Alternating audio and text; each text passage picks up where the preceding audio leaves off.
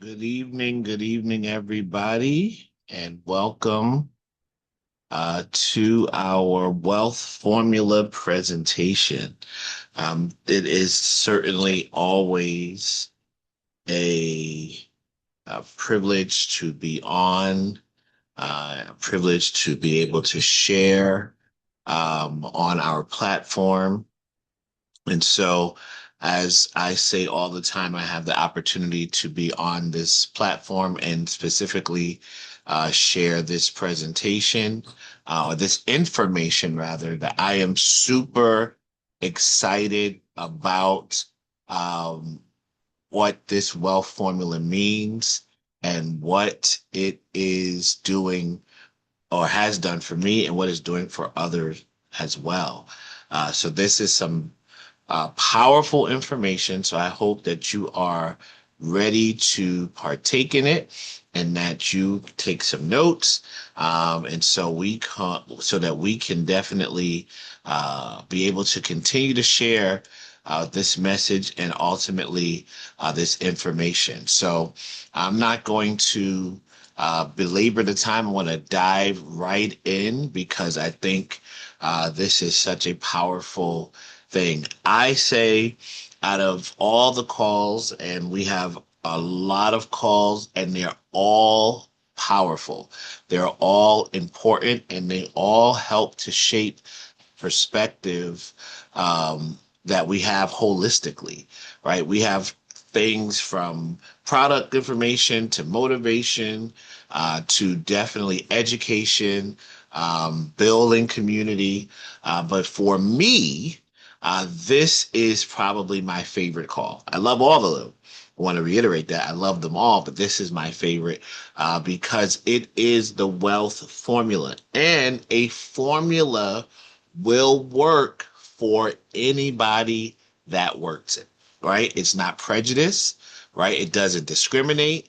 It doesn't matter if you're young or old, black, white, male, female. A formula works, right? When we were in math class and taking algebra, geometry, and all the things, and they gave us formulas.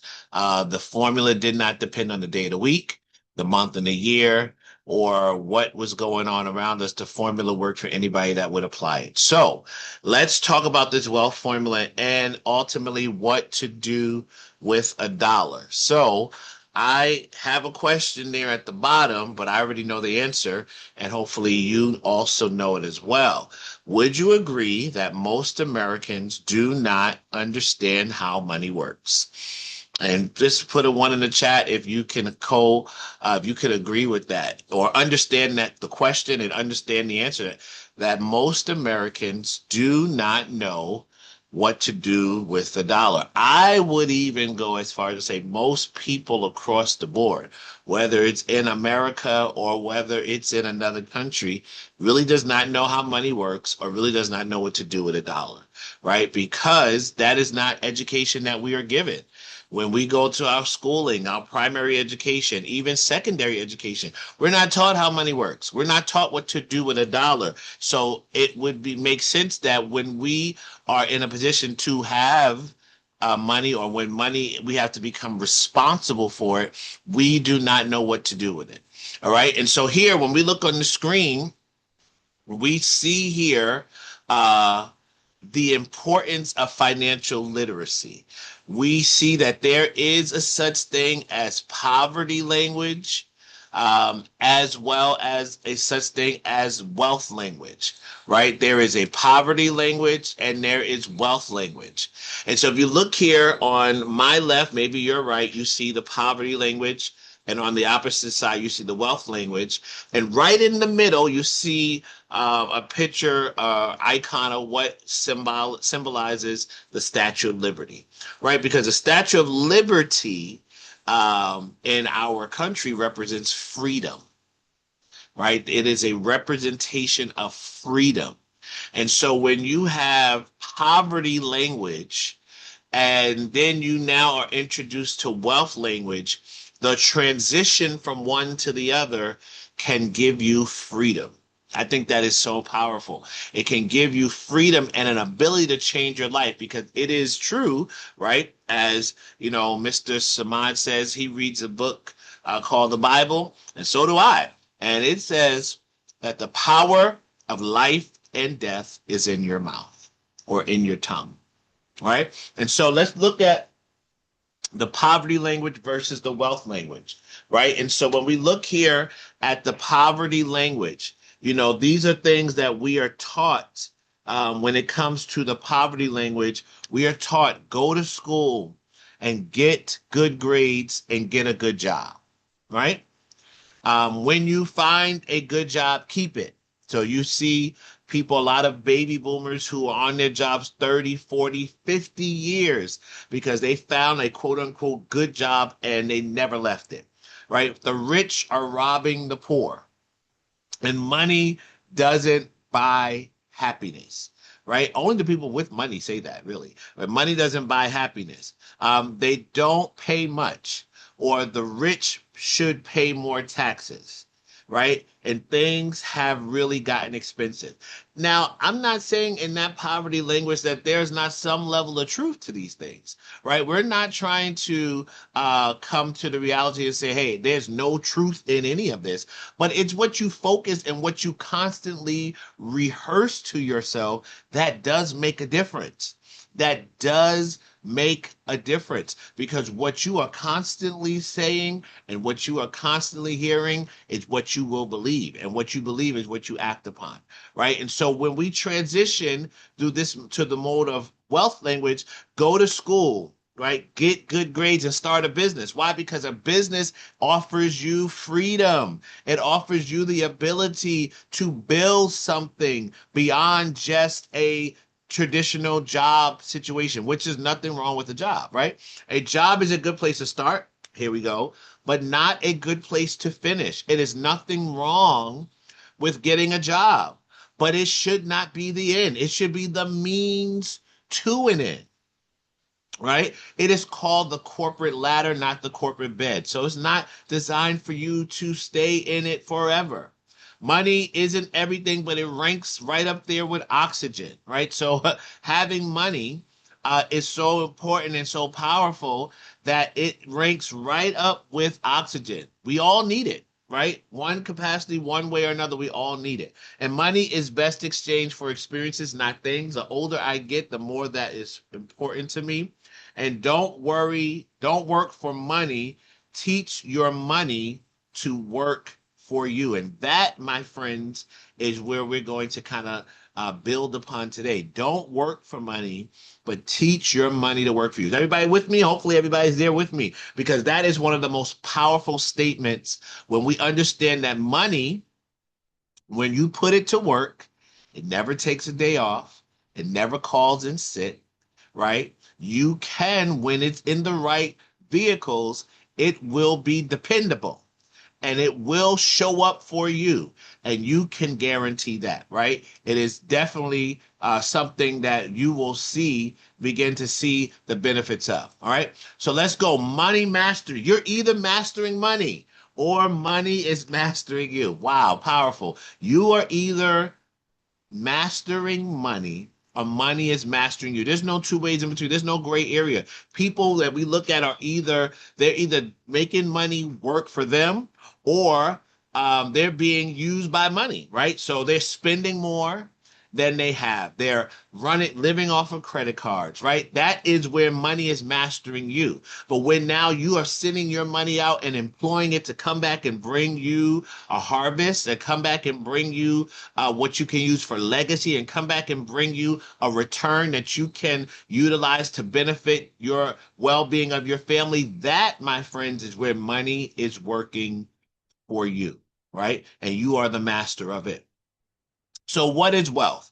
Wealth is the byproduct of money making money for you. I want to say it again because it's so powerful. Wealth is the byproduct of money making money for you. So when you look at people that are wealthy, right? They're not exchanging time for money because they recognize the benefit of time. Time is a commodity that you can't get back of. We all have 24 hours in a day. We all have 7 days in a week. We all have 30 to 31 days, maybe 28 in this month, in the month. But time is not something that they exchange for money, but they are accustomed to, and they have figured out that to be wealthy, they have to make money for them. And my friends, that is something that the average person does not know, right? So and when they need more money, they're like, I'll get a new job.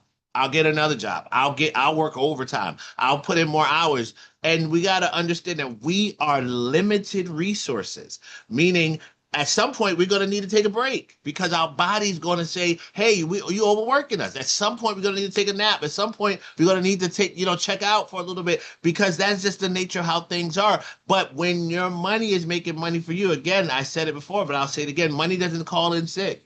Money doesn't take a day off.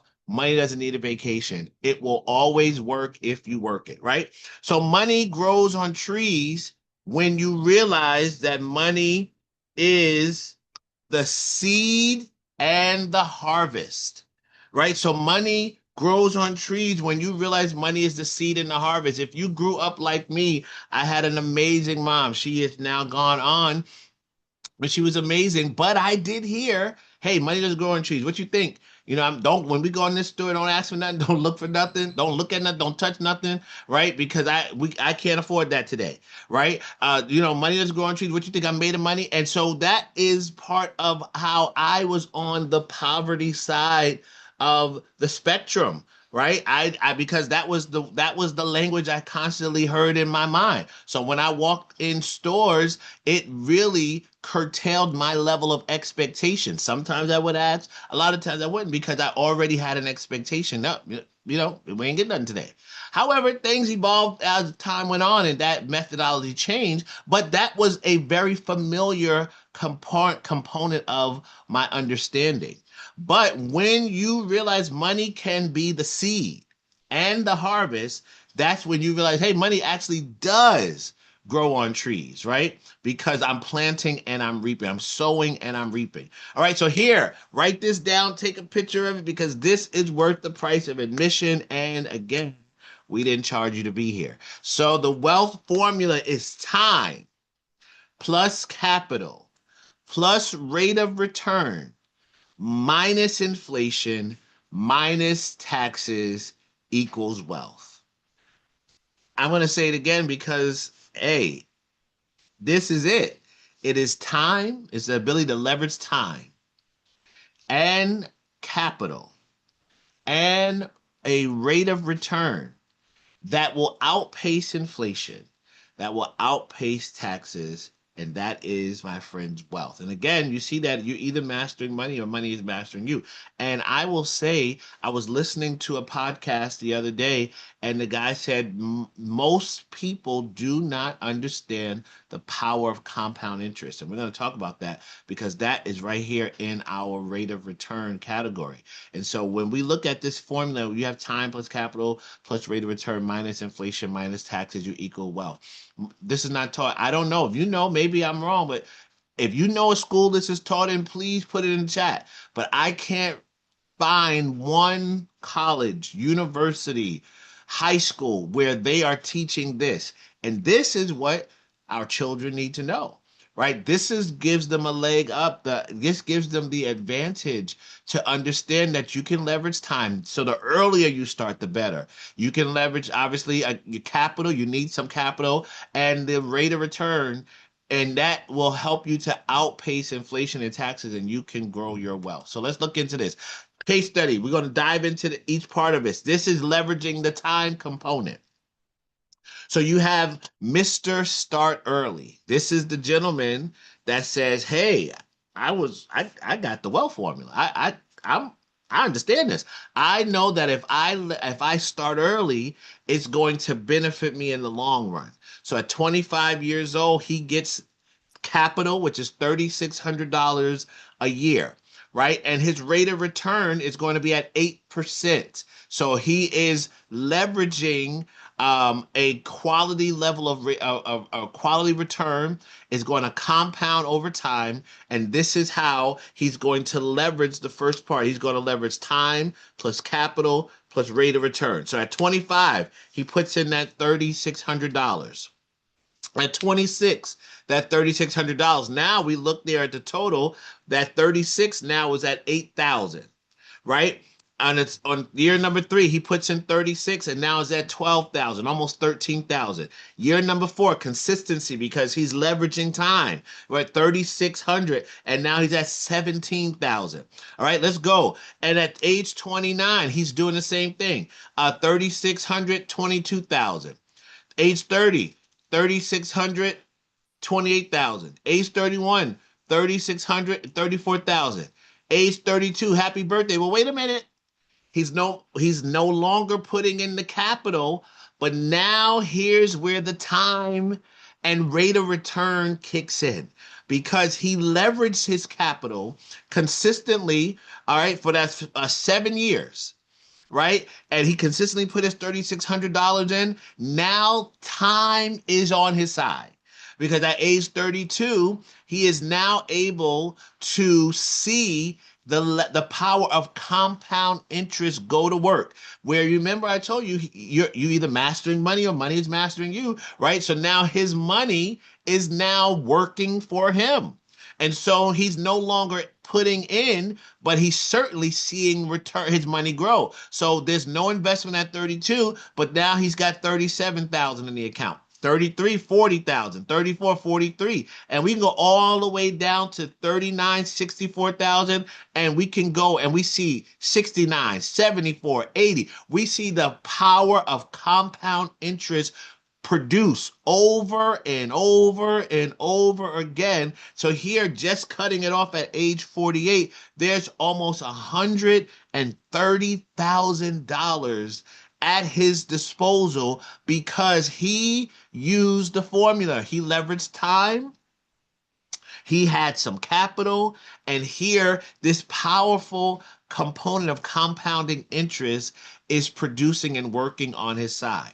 And when we look, the total contribution was $25,000. Now, I am not a mathematician, and math was never my strongest subject in school, but I can read and I can see that $128,000 is more than 25,000. So because time was on his side, right, and he was in the right vehicle for the right compounded rate of return, he didn't have to invest but so much, and he still saw the return. Is that good or is that great? Now, if he kept on investing, he could have had the ability to do that, but he would have maybe seen different, even better. But as the numbers, as the years keep going, the numbers keep going, right? That is a powerful thing. However, everybody doesn't start at the same spot, at the same part. Everybody does not get the message at the same time. Everybody doesn't see the light at the same time. Everybody does not get the revelation at the same time. So, but we don't leave anybody behind because you may have a Mr. Start Early, right? And you may have Mr. That comes to this Zoom and gets this information, but then you may have a Mr. Start Late that says, "Hey, I don't know. I'm a skeptic. I don't see it just yet," and he doesn't do anything. And so he goes 25 years old, 26, 27, 28, and around 32 years old, he says, "Wait a minute, my friend Mr. Start Early has been doing this, and now he showed me his statement, and I'm seeing, wait, his money is growing. I need to get on board." But he's starting a little behind. But remember I told you a formula will work for anybody that works it. So even though he starts a little late, the formula still applies. So at 32, he still takes that same capital, 3,600, and he begins to leverage the formula. And so you see the same thing happen. His money's growing at 38.88.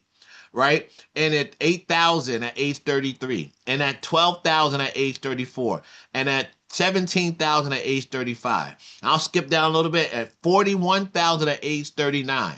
And then at 40, 48,000, 41, 56,000, 42, 64, 43, 73, 44, 83, 45, 94, 46, 105, 47, 117, and 48, $131,000. Now, what is different here is that the contribution is a little bit more because he started a little bit later. However, again, I want to overemphasize that the formula doesn't change. Right? The formula doesn't change because I told you in the beginning, it's not prejudice. It doesn't discriminate. If it is applied, even if you start a little late, it still works. And that is what excites me because the reality we live in life, everybody doesn't start early. Everybody doesn't know early. But even if you get the information a little bit later than somebody else, it doesn't mean it doesn't work for you.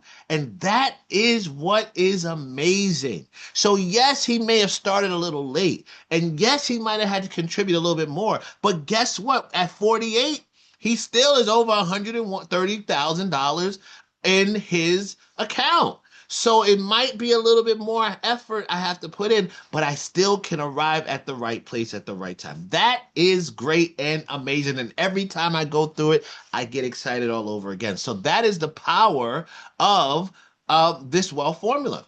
All right.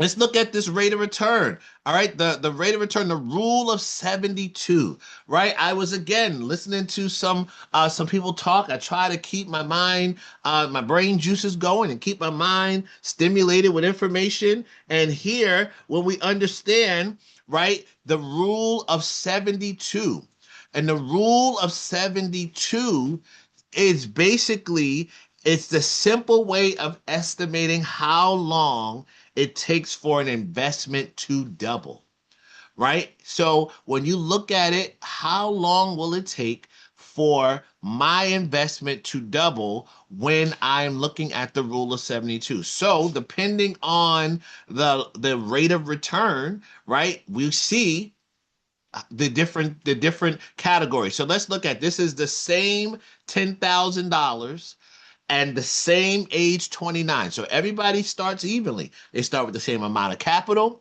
They start at the same age. But what is different is the vehicle by which is driving their money, right? It does matter, right? Whether you drive a Pinto or a Ferrari, it does matter, right? Because, you're going to get, it's a different experience. And here we see that the experiences are different. So at 29 years old, $10,000, and it says at 29 he invested 10,000, but it takes 72 years and a 1% rate of return vehicle for his money to double. Now, I don't know about you, but I don't got that kind of time, right? So, at 1029, I can't wait to 101 to see my 20,000 because it may not even matter at that point. Right. So here we got that's one vehicle. But then let's look at we've got a little better rate of return here, 4%. And so every 18 years the money is doubling. So you go from 29 to 47, you see 20,000, 65, you got 40,000.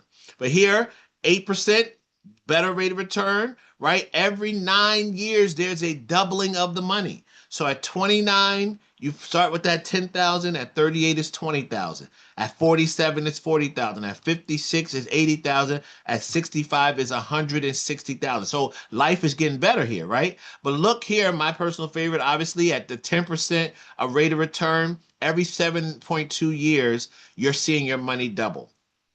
Again, the average person doesn't know anything about this. But here we are freely giving this information so we can take it back and educate and if nothing else, invite people to the table so that they can get the same information. Invite people to the table so they can eat like we are so that they can go back and educate their family, friends, and we can help them get the right vehicles to maximize their money, right? So at age 29, again, 10,000, 36, 20,000, 43, 40,000, all the way down to 65. Now we're seeing over $320,000 here. And so those are money, that's an amount of money that can begin to change a person's life in an amazing way.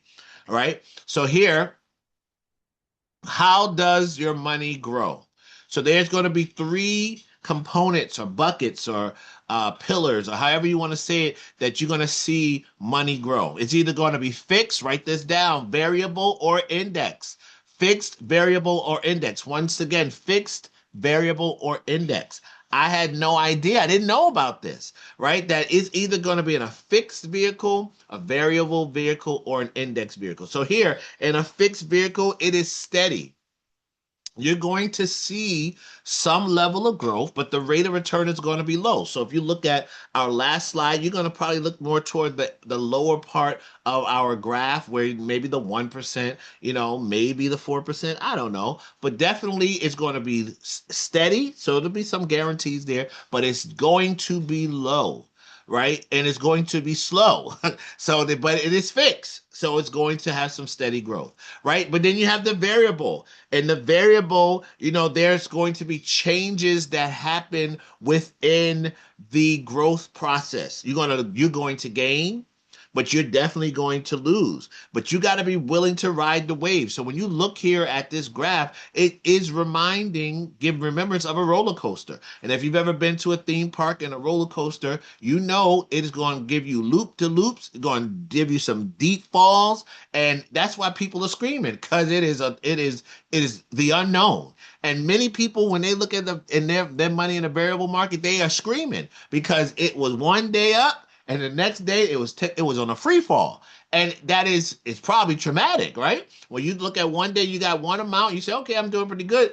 24 hours later, now it is in the negative. And that's exactly what happens here in this variable strategy, right? If you look at this graph, the money went up, but then not only did it go down, it went negative. So wherever you started, you were way under that perspective.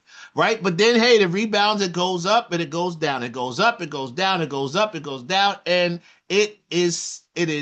people make money there, but you got to be willing and able to ride the wave. And the problem with this is that if there was a down market and you needed to access your money, you're now accessing it at a deficit of what you could have had in a different day.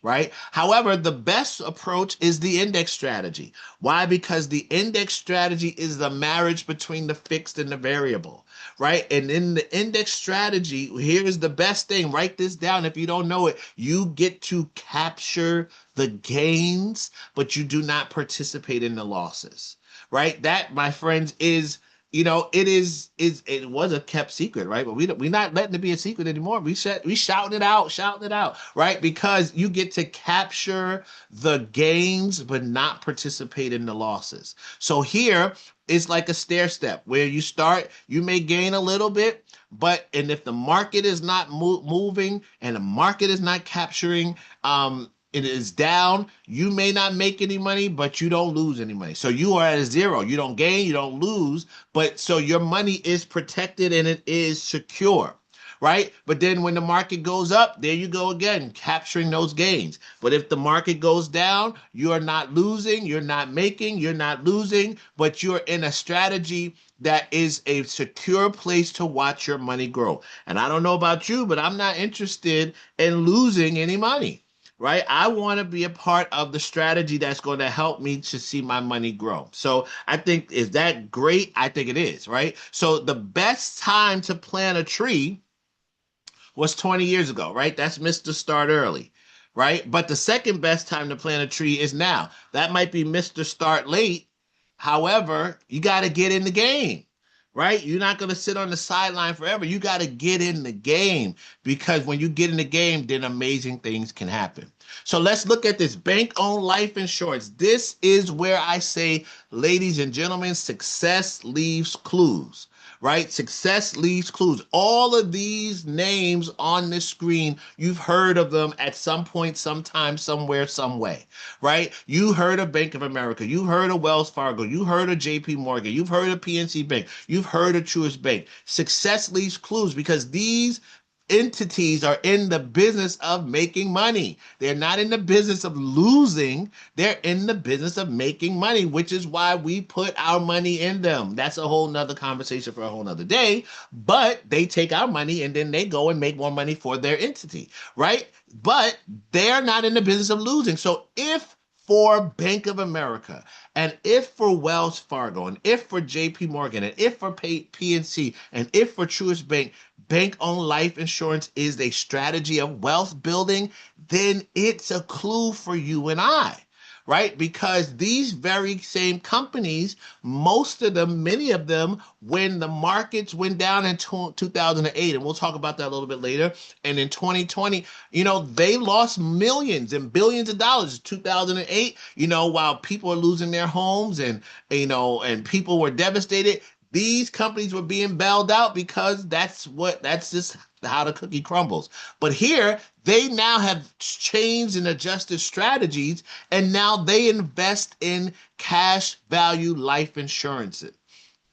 And in those investments in cash value life insurance, they are leaving clues for where and how money can be maintained and how it can grow. So Bank of America has 24 billion with the B in cash value life insurance. Wells Fargo, 19 billion in cash value life insurance. JP Morgan holds 12 billion in cash value life insurance, and PNC Bank 10 billion and Truist Bank 7 billion. So this family is what we say again as success leaving clues. And, it's okay to be a copycat as long as you copy the right cat, right? It's okay to do it. And so if these major multi-billion dollar companies are in a situation to where they are investing in cash value life insurance, it is a strategy that we need to pay attention to.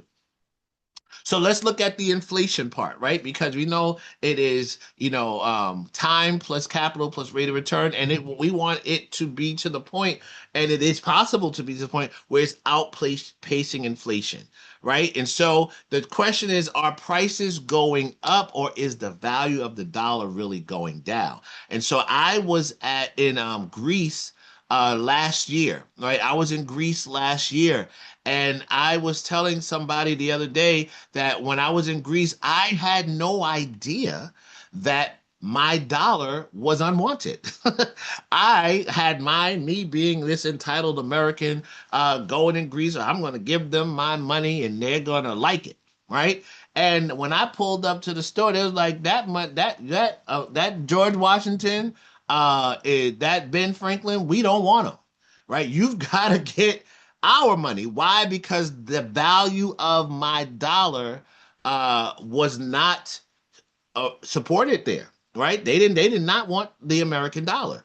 So here, and it makes sense, and we look at it here, for the last 10 years, the inflation rate has been at 2.91%, but the value of the dollar decreases annually at an average of 3%. So that begs us to ask the question, right? Again, are prices really going up?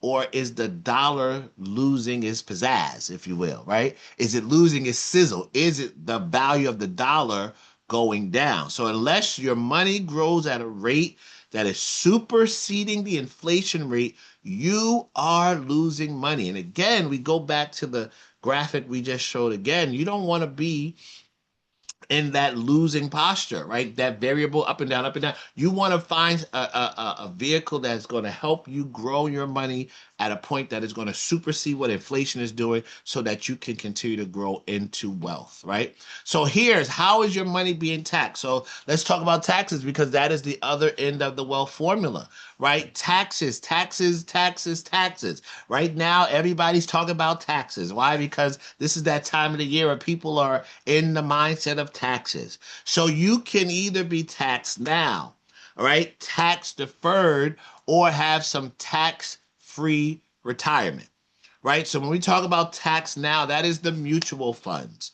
That is the stocks and the CDs and savings account. That is after tax money with taxed growth, right? So that is money that's being invested in that has already been taxed. right? And it's being invested, and it is what it is. Then you have your tax deferred strategies where you're not paying taxes today, but when it comes time to access that money, you're going to pay taxes on whatever the tax rate is at the time.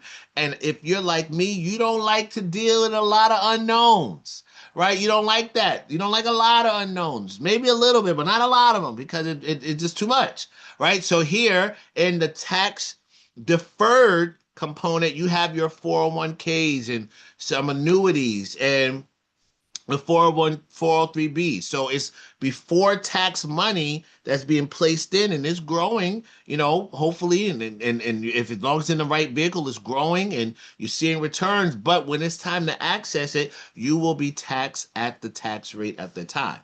But here, and we look at a tax-free retirement, this is after tax money, but is it a tax-free growth strategy? I'll say it again. You are using after tax money, but it is being placed in a tax-free growth strategy. So that is the Roth IRAs and the cash value life insurance. Life insurance cannot be taxed, and the government makes provisions for that, right? And so here, these are things that, again, I cannot overemphasize enough that we are not taught, right?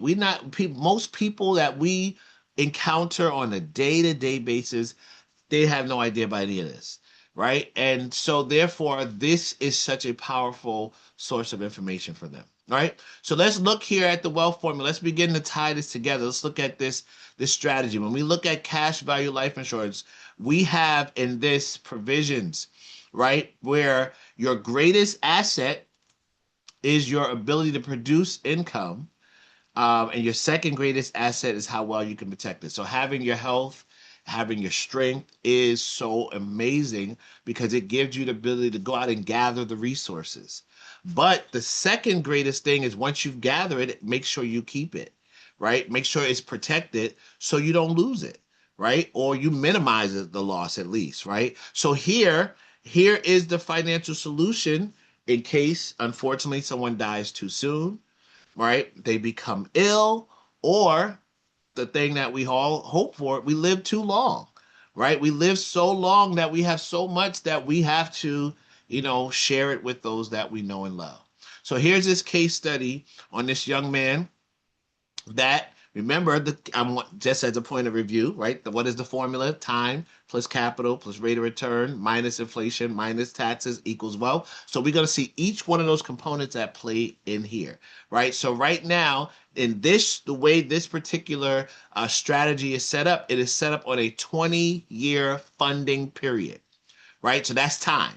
So this is probably, we can say this is Mr. Start Early, right? 20-year funding period. For 20 years, we know that he's going to invest a capital of $156 a month, right? Amazing. $156 a month, a solid investment. And the rate of return, because this is an index strategy, it's going to be anywhere between 6.42% to 15.88%, right? So over the course of this time, it's going to be anywhere between that. And the taxes are going to be a tax advantage, and this inflation is going to supersede the current inflation rate. So let's look at it. So if, unfortunately, this gentleman would die tomorrow, to his family, would his family receive over $500,000. Now, that is no solace for losing their loved one.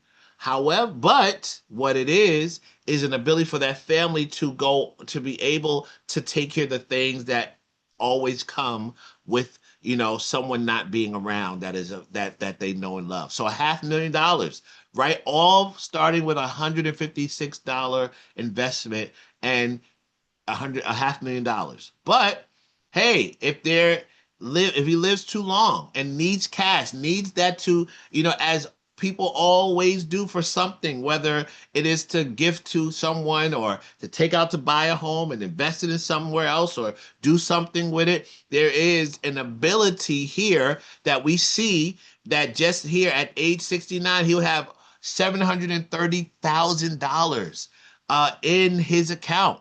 At age 84, close to $2 million, right? And that again is money that can be used for anything that is need be. But if there is an illness, if there's an illness, there is provisions. There are provisions where there's a terminal illness rider. There's a chronic illness rider. There's a critical illness and a critical injury rider. So in these particular policies, there is enough for each component, whether unfortunately we would pass, or prayerfully live too long or become ill, it's covered, right? In the way we say, we can tell people we got you covered. We got you covered on every side, right? And one of the greatest things is that the growth of an investment account tied to a genuine life insurance policy cannot be classified as income and cannot be taxed. Is that good or is that great? So we look at tax strategy. This is what the wealthy think about. How can I keep more money for myself, my family, and the things that I'm, passionate about? Well, you got to have strategy, right? That's all. This is what this is about, is strategy to make sure that your money is going to work for you in a way that will benefit you and your family. And unlike 401k, a loan against your money is void of taxes and penalties. Because in a traditional 401k, which many people have, right, when and if life happens and they need to access some of that money, if it's before the allotted time, before that 59 and a half, you are going to pay a penalty, a hefty penalty, right? And here, this is you get to avoid that, and you get to keep more of your money. And again, the 15% is the average rate of return over the last 20 years. So there is we put it in the window, but 15% is the average rate of return over the last 20 years, right? So here in this wealth formula, and this image that you see there is just part of the illustration that we talked about. You get the power of compounding interest. I told you I watched a podcast or listened to a podcast the other day, and the gentleman said most people do not understand. Most people do not understand the power of compounding interest, right? And so that is something that is such a powerful message to get across, because it is powerfully working for many people. It's definitely working for the wealthy, right? We have point-to-point indexing, where again, you only are participating in the gains and never in the losses. And although we are no longer investing active income, the cash value continues to grow no matter what. So this is a 20-year funding period, but the policy never dies. So the policy never closes. So although after 20 years, there's no more investment, at year 21, the money keeps growing. 25 is growing, 30 is growing, and on and on and on. There will be growth because of the power of compounding interest, the power of a solid rate of return, and it keeps on going and going and going, right? So if we look at this, and again, this is part of some of the returns, and I mentioned this before, the housing market crash of 2008, right, where people lost their homes. Their houses went in foreclosure. I was a new homeowner, so I vividly remember this and understand the effects of what it had on me. We also all lived through a global pandemic. It seems like a world ago, but it was 6 years ago, right? COVID-19, 2020, right? If you had your money in an index strategy, you would not have gained anything, but you would not have lost anything. And I heard of millions of people who, during the COVID-19 pandemic, and especially during 2008 in the crash, that lost hundreds of thousands of dollars because they were in a variable strategy, right? But here in the index strategy, there would not have been any gains, but there certainly would not have been any losses, right?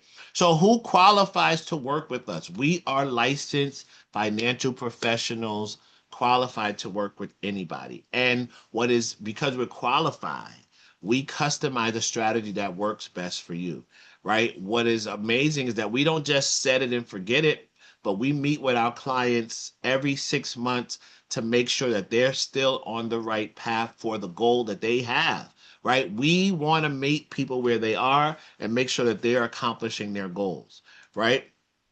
So we don't want any more secrets. We don't want no more secrets here. So the secret is out, right? Was this valuable? I hope it was. And I want you, to consider who we should talk to. Who needs this information? If I tell it, everybody needs it.